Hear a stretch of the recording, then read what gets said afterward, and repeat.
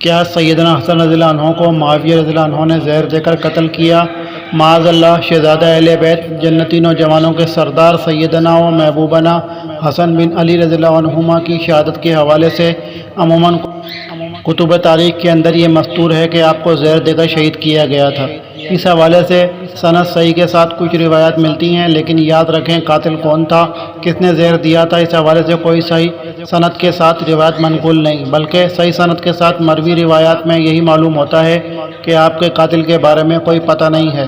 عمیر بن اسحاق کہتے ہیں، حدیث کی عربی آپ کے سامنے لکھی ہوئی ہے، ملاحظہ فرما لیجئے۔ میں اور ایک آدمی سیدنا حسن بن علی رضی اللہ عنہما کے پاس عیادت کے لیے داخل ہوئے۔ آپ رضی اللہ عنہ اس آدمی سے کہنے لگے، مجھ سے سوال نہ کر سکنے سے پہلے ہی سوال کر لیں۔ اس آدمی نے عرض کی، میں آپ سے کوئی سوال نہیں کرنا چاہتا، اللہ تعالیٰ آپ کو عافیت دے۔ آپ رضی اللہ عنہما کھڑے ہوئے اور بیت الخلا میں داخل ہوئے، پھر نکل کر ہمارے پاس آئے، پھر فرمایا، میں نے تمہارے پاس آنے سے پہلے اپنے جگر کا ایک ٹکڑا پھینک دیا ہے پاخانہ کے ذریعے۔ میں اس ٹکڑے کو اس لکڑی کے ساتھ الٹ پلٹ رہا تھا۔ میں نے کئی بار زہر پیا ہے، لیکن اس دفعہ سے سخت کبھی نہیں پیا۔ راوی کہتے ہیں کہ ہم ان کے پاس اگلے دن آئے تو آپ رضی اللہ عنہ حالت نزا میں تھے۔ سیدنا حسین رضی اللہ عنہ آپ کے پاس آئے اور آپ کے سر کے پاس بیٹھ گئے اور کہا، اے بھائی، آپ کو کس نے زہر دیا ہے؟ آپ رضی اللہ عنہما نے فرمایا، کیا آپ اسے قتل کرنا چاہتے ہیں؟ انہوں نے کہا، جی ہاں۔ فرمایا، اگر وہ شخص وہی ہے جو میں سمجھتا ہوں تو اللہ تعالیٰ انتقام لینے میں بہت سخت ہے، اور اگر وہ بری ہے تو میں نہیں پسند کرتا کہ ایک بری شخص کو قتل کیا جائے۔ مصنف ابن ابی شیبہ جلد نمبر 15 صفحہ نمبر 93/94، المستدرک للحاکم جلد نمبر 3 صفحہ نمبر 186، والسند حسن۔ قال شیخ امن پوری حفظہ اللہ۔ اس روایت پر غور کیا جائے تو پتہ چلتا ہے کہ حسن رضی اللہ عنہ کو زہر دینے والے شخص کے بارے میں کوئی حتمی معلومات نہیں۔ البتہ ایک شخص کے بارے میں حسن رضی اللہ عنہ کو شک تھا، لیکن اس کا بھی نام پتہ نہیں کون ہے، کیونکہ حسن رضی اللہ عنہ نے وہ نام نہیں بتایا۔ شیعہ کتب کے اندر بھی اس طرح کی روایت موجود ہیں جن سے واضح ہوتا ہے کہ آپ کے قاتل کے بارے میں کوئی معلومات نہیں ہے۔ علامہ باقر مجلسی لکھتے ہیں، عربی آپ کے سامنے لکھی ہوئی ہے، ملاحظہ فرما لیجئے۔ علی بن الحسین علیہ السلام نے فرمایا، حسین رضی اللہ عنہ میرے چچا حسن رضی اللہ عنہ کے پاس اس وقت داخل ہوئے جب آپ نے تازہ زہر پیا تھا۔ حسن رضی اللہ عنہ قضاء حاجت کے لیے گئے اور پھر لوٹے، پھر کہنے لگے کہ میں نے بہت بار زہر پیا ہے، لیکن اس بار کی طرح خطرناک پہلے کبھی نہیں پیا۔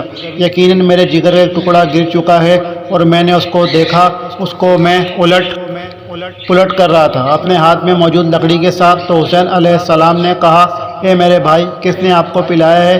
حسن علیہ السلام نے فرمایا، آپ اس کے ساتھ کیا ارادہ رکھتے ہیں؟ پس اگر وہ شخص ہے جس کے بارے میں مجھے شک ہے تو اللہ تعالیٰ خود اس سے حساب لے گا، اگر دوسرا کوئی ہے تو پھر میں نہیں پسند کرتا کہ میری وجہ سے کسی بری انسان کو پکڑا جائے۔ پھر اس کے بعد حسن علیہ السلام نہیں زندہ رہے مگر 3 دن، پھر ان کی وفات ہو گئی علیہ السلام۔ بحر الانوار جز 44 صفحہ نمبر 148۔ معزز قارئین، اس روایت کو بار بار پڑھیں۔ حسن رضی اللہ عنہ کو اپنے قاتل کے بارے میں شک تھا اور وہ کسی کو نہیں بتایا، یہاں تک کہ حسین رضی اللہ عنہ کو بھی نہیں بتایا۔ شیعہ حضرات اور نیم رافضی حضرات یعنی مرزا جیلمی کا ٹولہ یہ دعویٰ کرتا ہے کہ سیدنا حسن رضی اللہ عنہ کو سیدنا معاویہ رضی اللہ عنہ نے زہر دیا تھا، معاذ اللہ، اور کچھ مردود روایتوں کا سہارا لیتے ہیں۔ ان میں سے چند مشہور کو پیش کرتے ہیں۔ پہلی دلیل، مرزا جیلمی اپنی تقاریر کے اندر ایک مندرجہ ذیل ضعیف حدیث بیان کرتا ہے۔ حدیث کی عربی آپ کے سامنے لکھی ہوئی ہے، ملاحظہ فرما لیجئے۔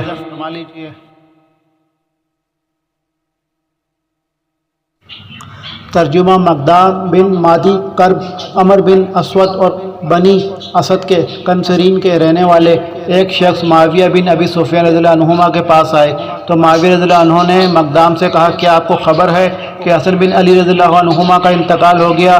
مقدام نے یہ سن کر اِنَّ لِلَّهِ وَإِنَّ إِلَيْهِ راجعون پڑھا تو ان میں سے ایک شخص نے کہا، کیا آپ اسے کوئی مصیبت سمجھتے ہیں؟ تو انہوں نے کہا، میں اسے مصیبت کیوں نہ سمجھوں کہ رسول اللہ صلی اللہ علیہ وآلہ وسلم نے انہیں اپنی گود میں بٹھایا اور فرمایا، یہ میرے مشابہ ہے حسین علی کے۔ یہ سن کر اسدی نے کہا، انگارہ تھا جسے اللہ تعالیٰ نے بجھا دیا۔ تو مقدام نے کہا آج میں آپ کو ناپسندیدہ بات سنائے اور ناراض کیے بغیر نہیں رہ سکتا۔ پھر انہوں نے کہا معاویہ رضی اللہ عنہ اگر میں سچ کہوں تو میری تصدیق کریں اور اگر میں جھوٹ کہوں تو جھٹلا دیں۔ معاویہ رضی اللہ عنہ بولے میں ایسا ہی کروں گا۔ مقدام نے کہا میں اللہ کا واسطہ دے کر آپ سے پوچھتا ہوں کہ آپ کو معلوم ہے کہ رسول اللہ صلی اللہ علیہ وآلہ وسلم نے سونا پہننے سے منع فرمایا ہے؟ معاویہ نے کہا ہاں۔ پھر کہا میں اللہ کا واسطہ دے کر آپ سے پوچھتا ہوں کہ آپ کو معلوم ہے کہ رسول اللہ صلی اللہ علیہ وآلہ وسلم نے ریشمی کپڑا پہننے سے منع فرمایا ہے؟ کہا ہاں معلوم ہے۔ پھر کہا میں اللہ کا واسطہ دے کر آپ سے پوچھتا ہوں کہ آپ کو معلوم ہے کہ رسول اللہ صلی اللہ علیہ وآلہ وسلم نے درندوں کی کھال پہننے اور اس پر سوار ہونے سے منع فرمایا ہے؟ کہا ہاں معلوم ہے۔ تو انہوں نے کہا معاویہ رضی اللہ عنہ قسم اللہ کی میں یہ ساری چیزیں آپ کے گھر میں دیکھ رہا ہوں۔ تو معاویہ رضی اللہ عنہ نے کہا مقدام مجھے معلوم تھا کہ میں تمہاری نکتہ چینیوں سے بچ نہ سکوں گا۔ خالد کہتے ہیں پھر معاویہ رضی اللہ عنہ نے مقدام رضی اللہ عنہ کو اتنا مال دینے کا حکم دیا جتنا ان کے اور دونوں ساتھیوں کو نہیں دیا تھا، اور ان کے بیٹے کا حصہ 200 والوں میں مقرر کیا۔ مقدام نے وہ سارا مال اپنے ساتھیوں میں بانٹ دیا۔ اسدی نے اپنے مال میں سے کسی کو کچھ نہ دیا۔ خبر معاویہ رضی اللہ عنہ کو پہنچی تو انہوں نے کہا مقدام سخی آدمی ہیں، یہ اپنا ہاتھ کھلا رکھتے ہیں، اور اسدی اپنی چیزیں اچھی طرح روکنے والے آدمی ہیں۔ رواہ ابو داؤد 4131 و احمد مرزا جیلمی اس روایت کو بیان کر کے اپنے دروس کے اندر کہتے ہیں کہ جب معاویہ رضی اللہ عنہ حسن رضی اللہ عنہ کی شہادت پر خوش ہوا گویا کہ اشارہ ہے کہ شہید کرنے والے بھی یہی ہوں گے، معاذ اللہ ثم معاذ اللہ۔ اس جاہلانہ جیلمی نظریے پر جتنا افسوس کیا جائے وہ کم ہے۔ اس روایت میں بقیہ بن ولید ہے۔ اس کی روایت کو قبول کرنے کے لیے علماء نے 5 شروط کا ذکر کیا ہے، جیسا کہ جرح تعدیل کے عظیم عربی عالم الشیخ عبداللہ السعد اپنی کتاب الجرح والتعدیل میں اور الابانتا کی انتہائی عظیم ترین اور جامع ترین مقدمے میں بقیہ کے حوالے سے ان 5 اصولوں کو بیان فرماتے ہیں۔ ہم اپنی ترتیب کے ساتھ ان اصولوں کو ذکر کرتے ہوئے ان پر تفصیلی کلام کرتے ہیں۔ اولاً شیخ السعد فرماتے ہیں، عربی آپ کے سامنے لکھی ہوئی ہے، ملاحظہ فرما لیجئے۔ بقیہ سے بیان کرنے والا ہوشیار چکنا سکا راوی ہو اور مستحسن یہی ہے کہ وہ راوی ہمسی نہ ہو، کیونکہ بقیہ کبھی تصریح سما کے بغیر روایت کرتا ہے اور اس سے سننے والا ہمسی راوی اس کو تصریح سما سے روایت کرتا ہے، حالانکہ بقیہ نے تصریح سما نہیں کیا ہوتا۔ بقیہ سے بیان کرنے والا راوی یہ عمل یا تو جان بوجھ کر کرتا ہے یا غفلت کے بنیاد پر۔ معزز قارئین کرام، موجودہ روایت کو بقیہ اہل ہم سے ہی بیان کر رہے ہیں، اور اہل ہم سے بقیہ کی روایت کے بارے میں اصول آپ نے پڑھا کہ ظاہر سما کے صراحت ہو پھر بھی روایت مردود سمجھی جائے گی، کیونکہ اہل ہم صیغہ تصریح سما اور غیر تصریح میں فرق نہیں کرتے تھے، جیسا کہ معزز ابو زرع الرازی رحمۃ اللہ علیہ کا فرمان موجود ہے۔ جب ان سے اس سند کے بارے میں پوچھا گیا کہ کیسی ہے، عربی آپ کے سامنے لکھی ہوئی، ملاحظہ فرما لیجیے۔ اس سند میں بقیہ نے حدثنی کہا ہے، لیکن اس سند کے بارے میں ابو زرع رحمۃ اللہ علیہ فرماتے ہیں، عربی آپ کے سامنے لکھی ہوئی، ملاحظہ فرما لیجیے، اس حدیث کو کوئی اصل نہیں ہے، کیونکہ بقیہ نے اس حدیث کو عبدالعزیز سے نہیں سنا۔ بے شک اس کی یہ روایت اہل ہم سے ہے، اور اہل ہم صیغہ سما کی تمیز نہیں کرتے، یعنی ہم جب روایت کرتے ہیں تو عدم سما کے لیے بھی سما والے صیغے ذکر کر دیتے ہیں۔ العلل لابن ابی حاتم الرازی رحمۃ اللہ 2/331 332 وفی نص جلد نمبر 6 صفحہ 2527 مسئلہ نمبر 2517 علل و اخبار روایت فی الادب والطب۔ ثانیاً شیخ السعد فرماتے ہیں، عربی آپ کے سامنے لکھیے، ملاحظہ فرما لیجئے، اپنے شیخ سے تصحیح سما کرے، اور یہاں وہ نہیں ہے، اگرچہ مسند احمد میں وہ موجود ہے لیکن بے فائدہ ہے، کیونکہ وہاں بھی اس سے بیان کرنے والا عثمان الحمسی راوی ہی ہے، اور اہل حمص کا بقیہ سے تصریح سما بھی مردود ہے۔ ثالثاً شیخ السعد فرماتے ہیں، عربی آپ کے سامنے لکھی ہوئی ہے، ملاحظہ فرما لیجئے، اس کی روایت اس وقت قبول ہوگی جب وہ اپنے شیخ اور شیخ کے درمیان صیغہ تصریح سما ذکر کرے اور آگے پوری سند میں تصریح سما ہو، کیونکہ وہ کبھی کبھار تدلیس تسویہ بھی کرتا تھا۔ اس عبارت سے معلوم ہوا کہ بقیہ تدلیس تسویہ کرتا تھا۔ تدلیس تسویہ کا مقصد یہ ہے کہ کوئی راوی ایک روایت اپنے سکا استاد سے سنے اور اس نے وہ روایت ضعیف سے سنی ہو اور اس ضعیف کا استاد سکا ہو، تو یہ راوی 20 سے ضعیف کو گرا کر سند کو ایسے بنا دیتا ہے سکا سے سکا روایت کر رہا ہے، اب پڑھنے والا سند صحیح سمجھ لیتا، کیونکہ حقیقت یہ ہوتی ہے کہ اس سکا نے دوسرے سکا سے سنا ہوتا ہے لیکن یہ روایت نہیں سنی ہوتی۔ نوٹ: قدیم علماء کے ہاں اس کا نام تجوید تھا، کہتے تھے جودہ فلان، جب سے پہلے علامہ ابن القطان الفاسی نے اس کا نام تدلیس تصفیہ متعارف کرایا۔ قال السخاوی فی فتح المغیث جلد نمبر 1 صفحہ نمبر 194/194۔ بقیہ تدلیس تصفیہ کرتا تھا۔ اس حوالے سے کئی علماء کے اقوال موجود ہیں، ہم چند کو ذکر کرتے ہیں۔ ایک، ابو حاتم الرازی رحمۃ اللہ علیہ ایک کی سند پر بحث فرماتے ہوئے کہتے ہیں، عربی آپ کے سامنے لکھی ہوئی ہے، ملاحظہ فرما لیجئے۔ گویا کہ بقیہ بن ولید نے اس میں عبید اللہ بن عمر کی کنیت بیان کی ہے اور اسے بنو اسد قبیلہ کی طرف منسوب کیا ہے تاکہ اسے پہچان نہ لیا جائے، یہاں تک کہ اسحاق بن ابی فروا کو درمیان سے گرا دیا ہے تاکہ اس کے بارے میں پتہ نہ چلے، اور بقیہ لوگوں میں سے سب سے زیادہ یہ کام کرتا تھا علی اللہ بن ابی حاتم الرازی جلد نمبر 5 صفحہ نمبر 251 الرقم 1957۔ ابو حاتم رحمۃ اللہ علیہ نے دلیل کے ساتھ بقیہ پر تدلیس کا حکم لگایا، بلکہ کہا افعال الناس افعال صیغہ تفصیل ہے، یعنی اس کا یہ کام بڑھ چڑھ کر ہوتا تھا۔ نوٹ: مذکورہ سند میں جس راوی اسحاق کو اس نے گرایا ہے وہ شخص ضعیف ہے، بلکہ بعض نے اسے کذاب اور متروک الحدیث تک کہا ہے۔ جو شخص درمیان سے ایسے کمزور شخص کو گرا سکتا ہے تاکہ لوگ اس کی روایت کو صحیح سمجھیں، تو ایسے راوی کی پوری روایت میں تصریح سما کی شرط لگانا ضروری ہے۔ 2، علامہ بدر الدین الزرکشی رحمۃ اللہ علیہ تدلیس تصفیہ کا ذکر فرماتے ہیں، عربی آپ کے سامنے لکھی ہوئی، ملاحظہ فرما لیجئے۔ النقد علی ابن الصلاح صفحہ نمبر 193۔ 3، حافظ محدث عبد الرحیم العراقی رحمۃ اللہ علیہ بھی اس کو تدلیس تصفیہ کرنے والوں میں ذکر کرتے ہیں۔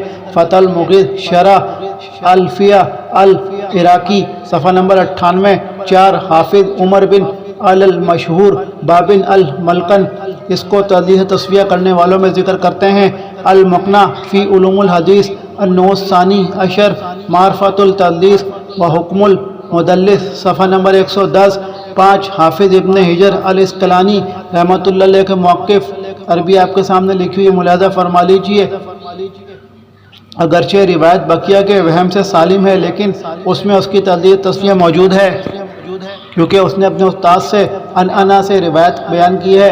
التلخیص الحبیر جلد نمبر 2 صفحہ نمبر 163۔ اس قول کو شیخ البانی رحمۃ اللہ علیہ نے بھی برقرار رکھا ہے۔ الارواح الخلیل جلد نمبر 893۔ حافظ ابن حجر ایک دوسری روایت کے بارے میں لکھتے ہیں، عربی آپ کے سامنے لکھی ہوئی، ملاحظہ فرما لیجئے۔ بقیہ صدوق راوی ہے لیکن تدلیس تصفیہ کرتا تھا، اس نے اپنے استاد اور استاد کے استاد سے بصیغہ عن روایت کی ہے۔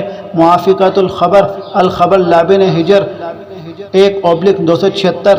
6، حافظ خطیب بغدادی رحمۃ اللہ علیہ بھی اس پر یہ حکم لگاتے ہیں۔ الکفایہ فی علم الروایہ 316۔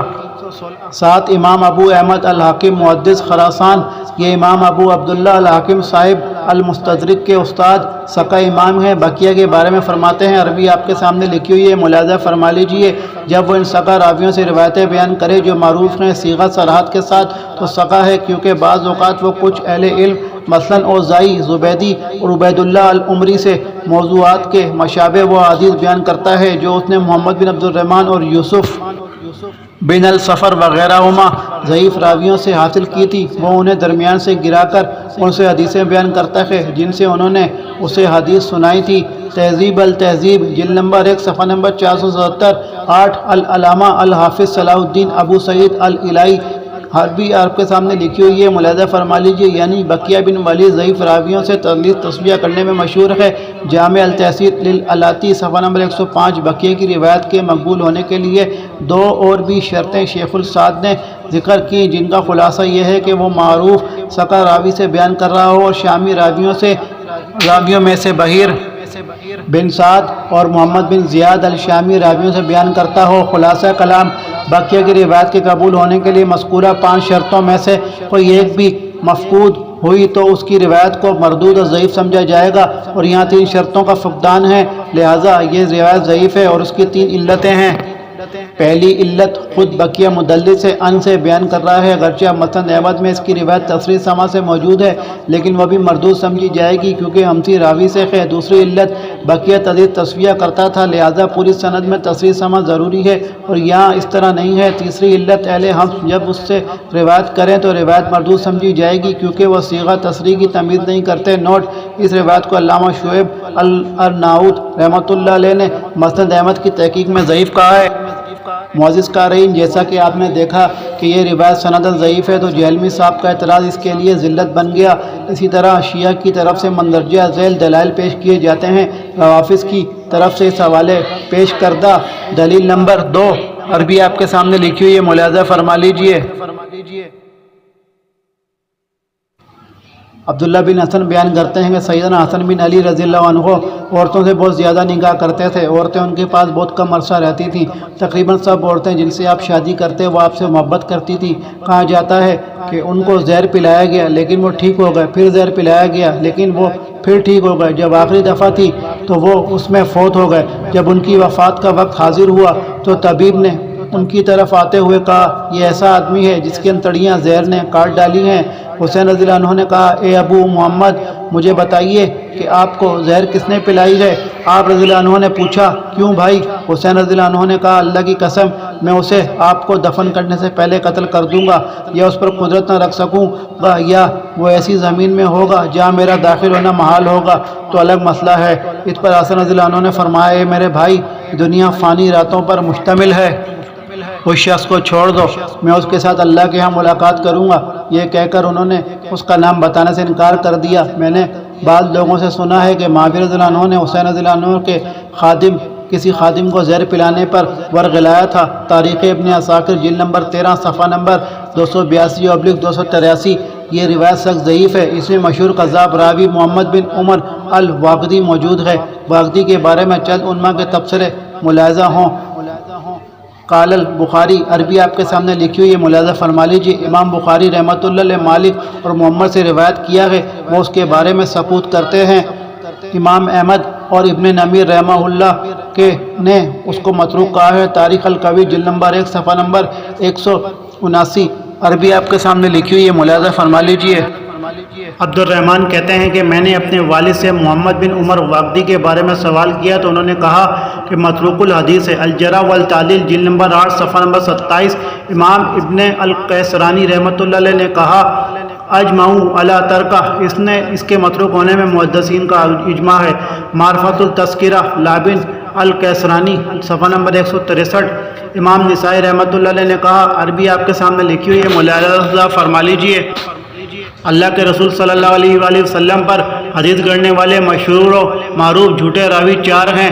1 مدینہ میں ابن ابی یحییٰ، 2 بغداد میں واقدی، 3 خراسان میں مقاتل بن سلیمان، 4 شام میں محدث بن سعید۔ اسئلۃ للنسائی فی الرجال المطبوعہ فی رسائل فی علوم الحدیث صفحہ نمبر 76۔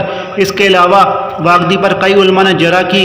دلیل نمبر 3 عربی آپ کے سامنے لکھی ہوئی ہے، ملاحظہ فرما لیجئے۔ حسین رضی اللہ عنہ سیدنا حسن رضی اللہ عنہ کے پاس آئے اور کہا، اے بھائی، میں نے 3 بار زہر پیا ہے لیکن اس مرتبہ کی طرح کبھی نہیں پلایا گیا، میرا جگر نکلتا جا رہا ہے۔ سیدنا حسین رضی اللہ عنہ نے کہا، بھائی، آپ کو کس نے زہر پلایا ہے؟ فرمایا، اس بارے میں آپ کیوں سوال کرتے ہیں؟ کیا آپ ان سے لڑائی کرنا چاہتے ہیں؟ میں ان کو اللہ کے حوالے کرتا ہوں۔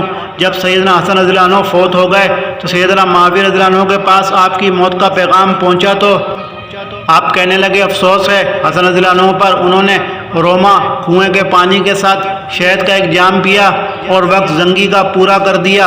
الاستیاب جلد نمبر 1 صفحہ نمبر 115۔ تبصرہ، یہ روایت ضعیف ہے، اس میں کئی علتیں ہیں۔ پہلی علت، اس کا راوی محمد بن سلیم ابو ہلال الرازبی جمہور علماء کے نزدیک ضعیف ہے۔ اس کے بارے میں شیخ غلام مصطفیٰ ظہیر امن پوری حفظہ اللہ نے علماء کے اقوال جمع کیے ہیں، وہ ملاحظہ ہوں۔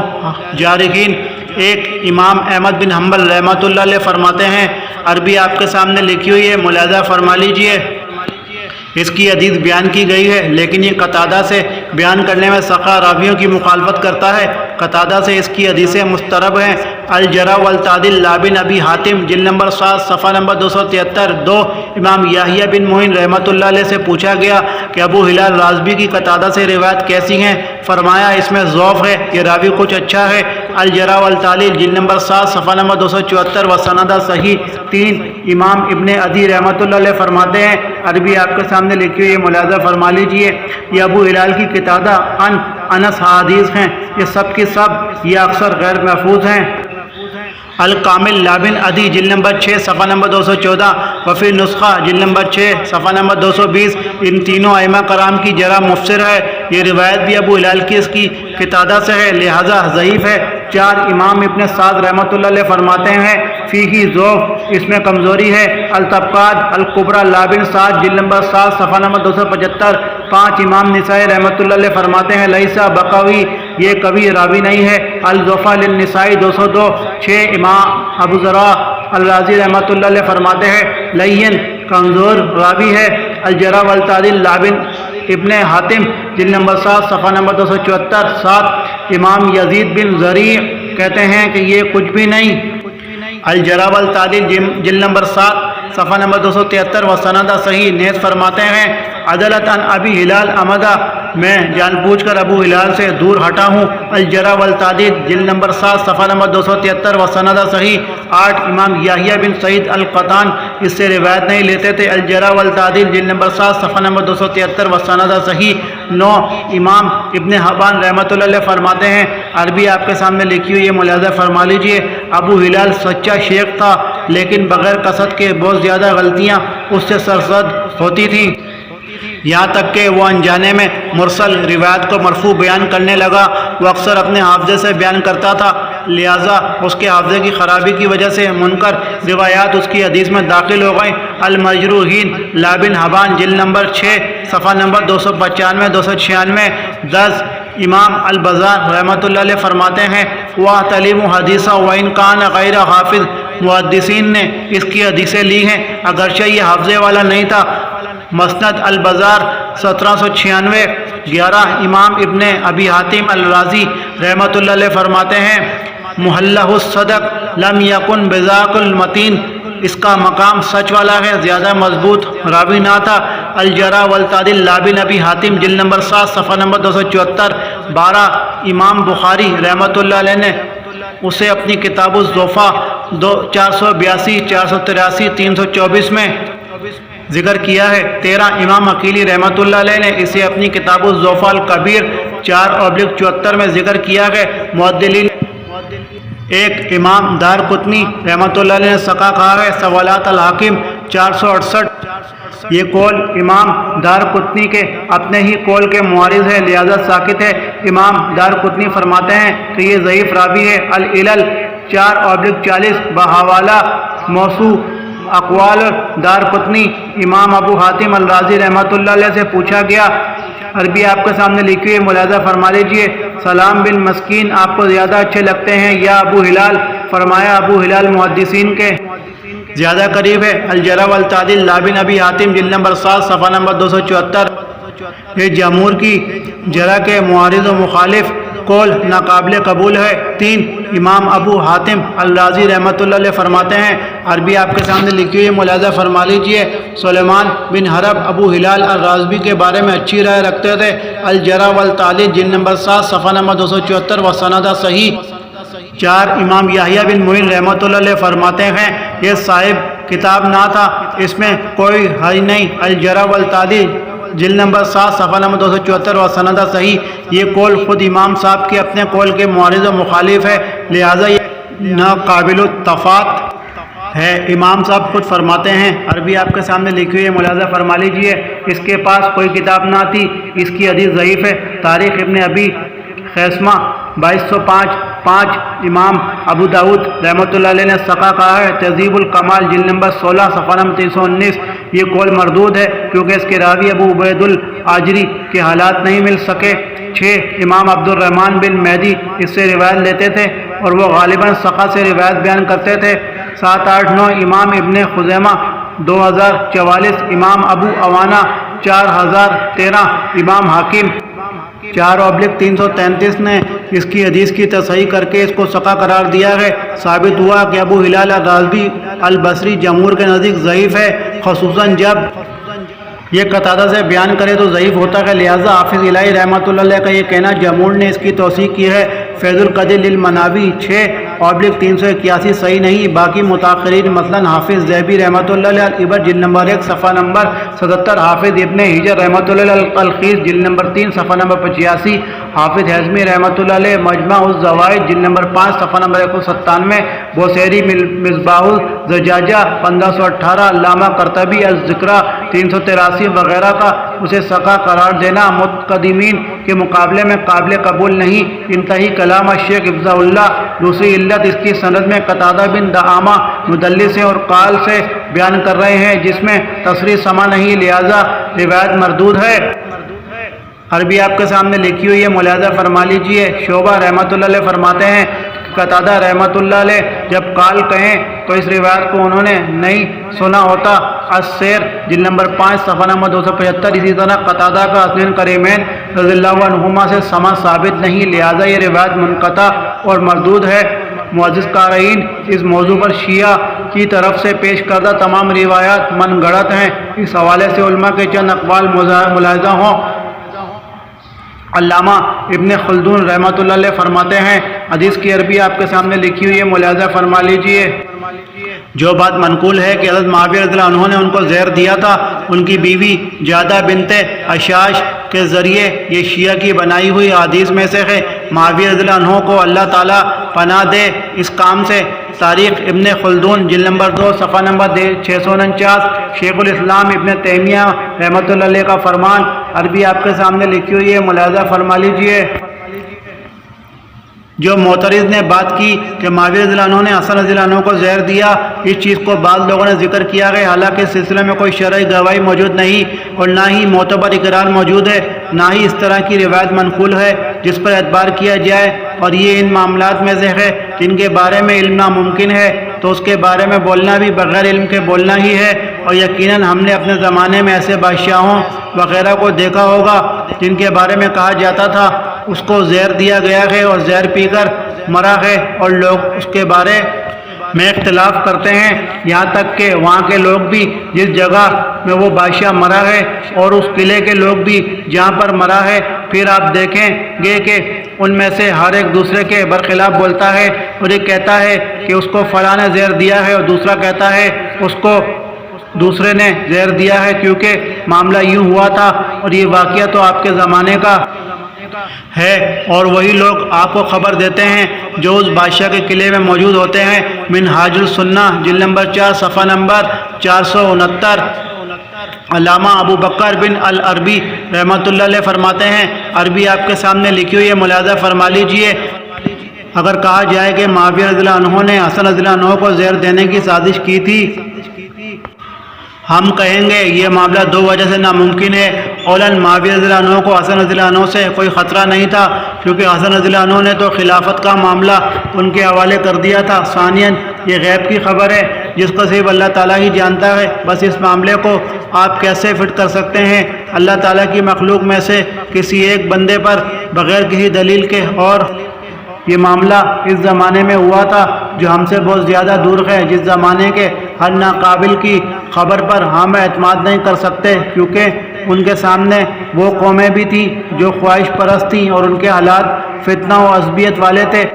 اس زمانے میں ایسے لوگ بہت تھے جو دوسرے کی طرف ایسی چیزوں کو منسوب کرتے تھے جو اس کے لیے لائق نہیں تھی۔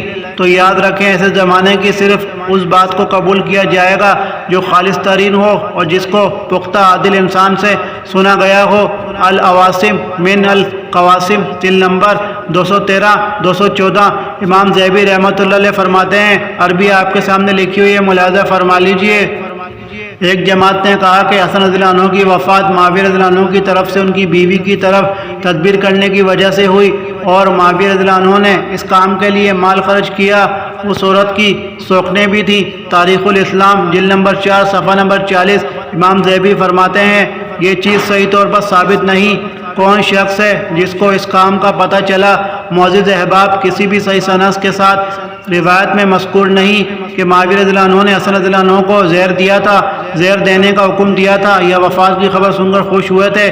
اسی طرح بعض روافض نے اس زہر والے معاملے کی نسبت یزید بن معاویہ کی طرف کی ہے، لیکن وہ بھی صحیح ثابت نہیں ہے، جیسا کہ علامہ ابن کثیر رحمۃ اللہ علیہ لکھتے ہیں کہ عربی آپ کے سامنے لکھی ہوئی ہے، ملاحظہ فرما لیجئے۔ بعد نے روایت کیا ہے کہ یزید بن معاویہ نے جادہ کی طرف پیغام بھیجا کہ حسن رضی اللہ عنہ کو زہر دو، ان کی وفات کے بعد میں تم سے شادی کروں گا۔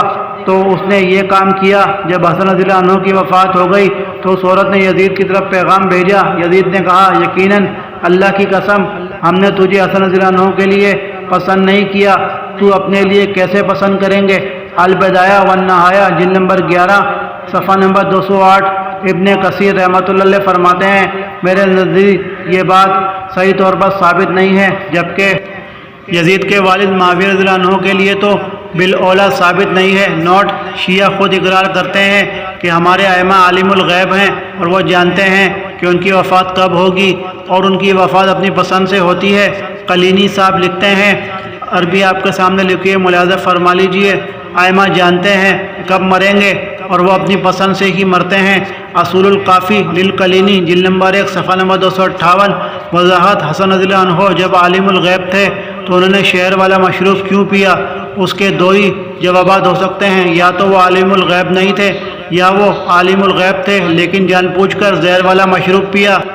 نیز اس روایت کے اندر یہ بات ہے کہ ائمہ کی وفات اپنے اختیار اور پسند سے ہوتی ہے، تو پھر کسی پر اعتراض کیوں؟ یاد رکھیں سیدنا معاویہ رضی اللہ عنہ سیدنا حسن رضی اللہ عنہ کے ساتھ محبت بھرا تعلق رکھتے تھے اور ان کے ثابت شدہ فضائل بیان فرماتے تھے، جیسا کہ مندرجہ ذیل حدیث پر غور فرمائیں۔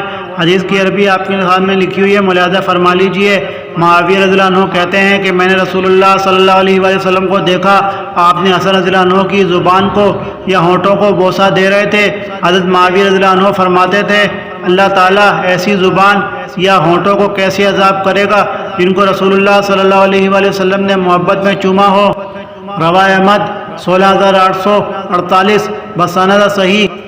نوٹ: اس روایت کو صرف حضرت معاویہ رضی اللہ عنہ ہی بیان کرتے ہیں۔ معاویہ رضی اللہ عنہ کا اس روایت کو بیان فرمانا واضح دلیل ہے کہ معاویہ رضی اللہ عنہ اہل بیت کے عظیم شہزادے حسن رضی اللہ عنہ سے بے پناہ محبت کرتے تھے اور معاویہ رضی اللہ عنہ کبھی بھی حق چھپانے والے نہیں تھے۔ واللہ اعلم بالصواب۔